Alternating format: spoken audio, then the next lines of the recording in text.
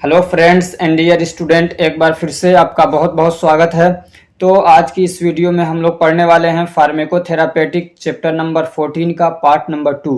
इससे पहले एक इसका फर्स्ट पार्ट हो चुका है और उस पार्ट में हम लोगों ने बहुत सारी इम्पोर्टेंट बातें डिस्कस की हैं फर्स्ट पार्ट में। अगर आपने फर्स्ट पार्ट नहीं देखा है तो मैं आपसे रिक्वेस्ट करूंगा कि पहले फर्स्ट पार्ट देख लीजिए, तब सेकंड पार्ट देखिए, इसलिए कि बहुत सारी बातें ऐसी यहाँ पे डिस्कस होंगी जो फर्स्ट पार्ट पे डिपेंडेंट हैं, जो हमने वहाँ पे डिस्कस कर लिया है। तो चलिए शुरू करते हैं। तो आज का हमारा टॉपिक है डिसमेनोरिया। तो डिसमेनोरिया क्या होता है? The cramps and pelvic pain with menstruation is called dysmenorrhea. ये इसकी डेफिनेशन है कि जो क्रैम्प्स होता है, क्रैम्प्स मतलब ऐंठन होता है, एक तरीके का मरोड़ होता है, या जो पेल्विक रीजन में दर्द होता है, ठीक है ना। पेल्विक पेन यानी पेल्विक रीजन में जो दर्द होता है मेंस्ट्रुएशन के टाइम पे, ठीक है ना। जब मेंस्ट्रुएशन हो रहा है, मेंस्ट्रुअल साइकिल चल रही है, जब उस वक्त में जो क्रैम्प्स होता है, क्रैम्प्स समझ रहे हैं ना, ऐंठन, दर्द, स्पाज्म जो होता है, और जो दर्द होता है पेल्विक एरिया में। पेल्विक एरिया का मतलब आता है आपका वेजाइना भी आ जाता है, उसमें सर्विक्स भी आ जाता है, यूट्रस भी आ जाता है, उसमें आपका ब्लेडर भी आ जाता है, और यूरेथ्रा और रेक्टम, ये सारे जो ऑर्गन्स हैं वो सब आते हैं आपके पेल्विक में, ठीक है ना। जब हम डिसमेनोरिया के कॉन्टेक्स्ट में बात करते हैं तब, ठीक। तो इन एरियो में अगर दर्द होता है मेंस्ट्रुएशन के टाइम पे, तो उस दर्द को हम लोग क्या बोलते हैं? डिसमेनोरिया बोलते हैं, ठीक। अब ये जो डिसमेनोरिया है ये दो तरीके का है। एक होता है प्राइमरी डिसमेनोरिया और दूसरा होता है सेकेंडरी डिसमेनोरिया। अब प्राइमरी डिसमेनोरिया क्या है? Repeating menstrual cramps and pain is called primary dysmenorrhea. Menstruation के टाइम पे जो क्रैम्प्स होता है और दर्द होता है और रिपीटिंग होता है, यानी ये नहीं कि एक बार दर्द हुआ खत्म हो गया, बल्कि वो मान लीजिए एक बार हुआ, फिर पता चल रहा है कि आधा घंटे के बाद फिर दर्द हो रहा है, फिर पता चल रहा है कि 2 घंटे के बाद फिर दर्द हो रहा है। तो रिपीटिंग मतलब क्रैम्प्स ऐंठन जैसा होता है और दर्द होता है, तो उसको हम लोग क्या बोलते हैं? डिसमेनोरिया बोलते हैं। अब इसकी एटियोलॉजी क्या है? तो हैवी कि मतलब क्या कॉजेज हो सकते हैं, क्या रीज़न हो सकते हैं? तो हैवी मेंस्ट्रुअल फ्लो, यानी जो मेंस्ट्रुअल फ्लो है वो बहुत हैवी है, तो उसकी वजह से भी दर्द हो सकता है जो सर्विक्स है उस एरिया में, ठीक है। ऐसे क्या कहते हैं? पासिंग क्लॉट्स, यानी जब ब्लीडिंग हो रही है तो उसमें क्लॉट्स आ रहे हैं ब्लड के, ठीक है, तो उसकी वजह से भी दर्द हो सकता है। ऐसे ही क्या कहते हैं, जो यूट्रस है उसके अंदर फिब्रोइड्स हो गया है, तो उसके अंदर ट्यूमर अगर हो गया है तो उसकी वजह से भी ये दर्द हो सकता है। ऐसे ही इंडोमेट्रियोसिस हो गया है, यानी जो क्या कहते हैं इंडोमेट्रियम है उसमें इन्फ्लामेशन हो गया है, सूजन वगैरह हो गया है, तब भी ये दर्द हो सकता है। कॉन्स्टिपेशन की वजह से भी ये दर्द हो सकता है। इसकी पैथोजेनेसिस क्या है? तो फर्स्ट पार्ट में हम लोगों ने बहुत डिस्कस किया अच्छे से कि फर्टिलाइजेशन कैसे होता है, नहीं होता है, ठीक है। तो जो ओवरी है वहाँ से एग रिलीज हो गया, ठीक है, लेकिन वो फर्टिलाइज्ड नहीं होता है अगर, तब क्या होता है? Production of oestrogen and progesterone reduce. जो एग है वो फर्टिलाइज्ड नहीं होता है, तब एस्ट्रोजन और प्रोजेस्टेरोन का जो प्रोडक्शन है वो रिड्यूस हो जाता है, कम हो जाता है, ठीक है। और जब इनका प्रोडक्शन कम होता है तो प्रोस्टाग्लैंडिन का सिक्रेशन शुरू हो जाता है, बढ़ जाता है, ठीक। और जब प्रोस्टाग्लैंडिन का सिक्रेशन शुरू होता है तो फिर वहाँ पे कॉन्ट्रैक्शन होना शुरू हो जाता है, यानी कॉन्ट्रैक्टिलिटी ऑफ यूट्रस इंक्रीज्ड, ठीक है ना। यूट्रस के अंदर जो कॉन्ट्रैक्टिलिटी है, उसका जो कॉन्ट्रैक्शन का जो फोर्स है वो बढ़ जाता है, और उसकी वजह से फिर ऐसे हाइपोक्सिया और इस्केमिया होता है, यानी ये कि वहाँ पे ऑक्सीजन की भी कमी हो जाती है और जो वहाँ पे ब्लड की जो सप्लाई है उसकी भी कमी हो जाती है। तो फिर क्या होता है? Shedding of superficial layer of endometrium. Endometrium के बाहर जो एक शेडिंग होती है, एक लेयर बनती है प्रोटेक्शन के लिए, कि अगर फर्टिलाइजेशन होता है और जाइगोट बनता है तो फिर वहाँ पे जो अब बच्चा परवरिश पाएगा, जो बड़ा होगा, उसके प्रोटेक्शन के लिए, उसकी हिफाजत के लिए एक पूरी लाइनिंग बनती है। चूँकि तो फर्टिलाइजेशन हुआ नहीं, तो फिर वो जो लाइनिंग वहाँ पे बनती है, प्रोटेक्शन का एक लेयर बनता है, वो टूटता है, उसी को बोलते हैं शेडिंग, ठीक है ना। तो वहाँ पे शेडिंग होती है इंडोमेट्रियम की। उसके बाद जब वो शेडिंग होती है तब वहाँ पे क्या होता है? क्रैम होता है प्राइमरी डिसमेनोरिया के अंदर, ठीक है ना। उसमें क्या होता है? क्रैम होता है, ऐंठन सा होता है, दर्द सा होता है, तो उसी को हम लोग क्या बोलते हैं? Primary dysmenorrhea. और ये मतलब जब मेंस्ट्रुएशन होता है तो ये होता ही होता है दर्द, किसी को कम होता है, किसी को ज़्यादा होता है, लेकिन ये दर्द होता है, ठीक। अब जब प्राइमरी डिसमेनोरिया है तो उसमें क्या मैनिफेस्टेशन होंगे, क्या सिम्टम्स आएंगे?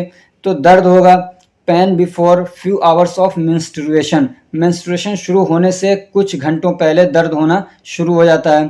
ठीक है, उसके बाद क्या है, menstruation pain remain with it, यहाँ पे एंड होना चाहिए, ठीक है ना, it end after four up to 24 hours, और मेंस्ट्रुएशन के दौरान भी दर्द रह सकता है, ठीक है ना। पेन रिमेन विद इट यानी उसके साथ में भी, जब मेंस्ट्रुएशन हो रहा है, ब्लीडिंग हो रही है, उस वक्त में भी दर्द होता है, क्रैम्प्स हो सकता है, और उसके बाद भी रह सकता है 24 घंटों तक, ठीक है। और उसमें क्या होता है, नोजिया होगा, मतली सी आएगी, उल्टी जैसा होगा, उल्टी भी हो सकती है, फटीग होगा, बदन में सुस्ती सी आ जाएगी, बदन टूटेगा, सर में दर्द होगा, और हार्ट रेट भी बढ़ सकता है, ठीक है। तो ये इसके कुछ क्लिनिकल मैनिफेस्टेशन है।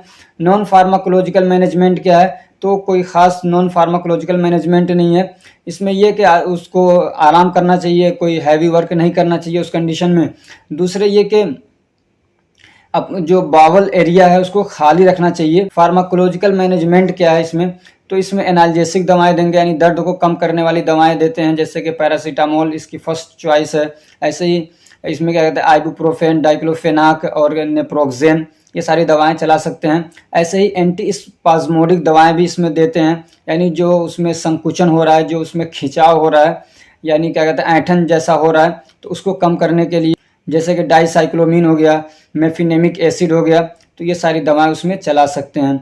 हाँ, इसमें ये कि जो ओपियोइड वाली दवाएं हैं उससे परहेज़ किया जाता है, क्योंकि ये मतलब मेंस्ट्रुएशन हर महीने होता है, बार बार होता रहता है, तो उसमें आदमी को ना नशा होने का एक ख़तरा है, यानी उसको एडिक्शन हो सकता है, तो इसलिए उसमें हम लोग मॉर्फिन, कोडीन वगैरह दवाएं नहीं देते हैं। अब दूसरा है सेकेंडरी डिस्मेनोरिया, इसको हम लोग कॉन्जेस्टिव डिस्मेनोरिया भी बोलते हैं, ठीक है ना। क्या बोलते हैं, कॉन्जेस्टिव डिस्मेनोरिया भी बोलते हैं। तो इसकी डेफिनेशन क्या है, a painful menstrual cycle because of disorder और infection in female reproductive organs is called a secondary dysmenorrhea. Menstruation cycle के वक्त में दर्द होना और उसका रीज़न क्या हो, डिसऑर्डर और infection in female reproductive organ, के फीमेल जो रिप्रोडक्टिव ऑर्गन है उसके अंदर कोई मतलब दिक्कत आ गई है, कोई बीमारी हो गई है या इन्फेक्शन हो गया है, उसकी वजह से मेंस्ट्रुएशन साइकिल के टाइम पे दर्द हो रहा है, तो उसको हम लोग बोलते हैं सेकेंडरी डिस्मेनोरिया, ठीक है।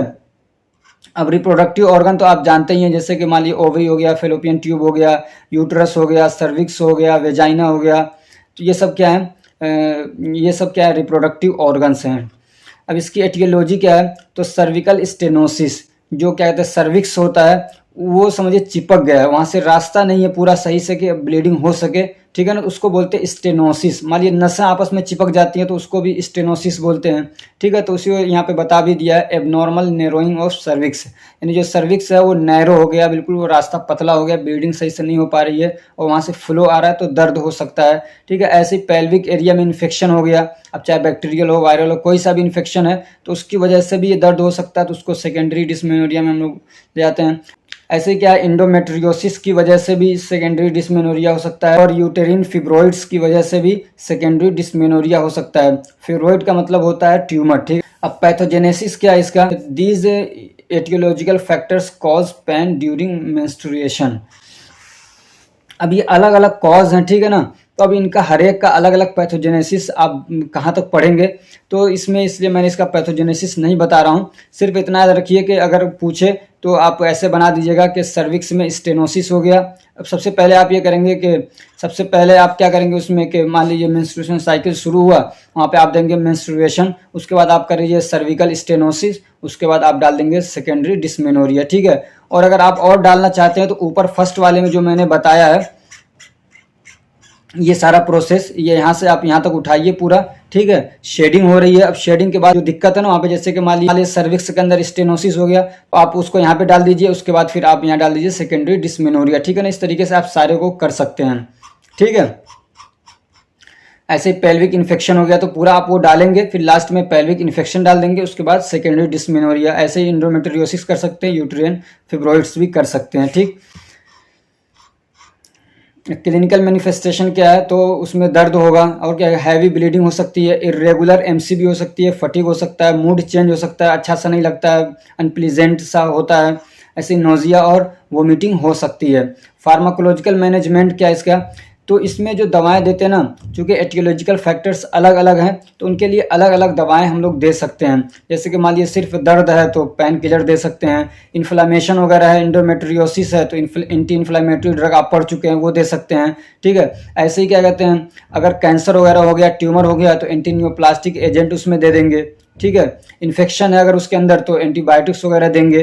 तो इस टाइप से अलग अलग दवाएं इसमें हम लोग उनके एटियोलॉजिकल फैक्टर के, उनके बीमारी के हिसाब से अलग अलग दवाएं चलाई जाती हैं। तो इस पार्ट में इतना ही रखते हैं, फिर हम मिलते हैं नेक्स्ट पार्ट में। अगर ये हमारी कोशिश आपको अच्छी लग रही है तो वीडियो को लाइक करिए, चैनल को सब्सक्राइब करिए और अपने फ्रेंड्स को भी शेयर करिए ताकि वो भी इससे फ़ायदा उठा सकें। Thank you so much for watching.